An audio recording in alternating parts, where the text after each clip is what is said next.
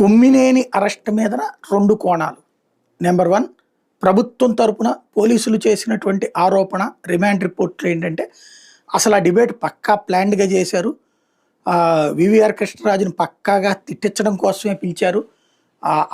అక్కడ అశాంతిని రేకెత్తించాలని, శాంతి భద్రతలకు భంగం కలిగించాలని, ప్రజల్లో ఒక తీవ్రమైనటువంటి వ్యతిరేకత సృష్టించాలని, అమరావతి మీదన కుట్ర చేయడంలో భాగంగానే అలాంటి స్టేట్మెంట్ ఇప్పించారు. ఇదంతా పక్కా ప్లాన్‌తో జరిగింది అన్నటువంటిది.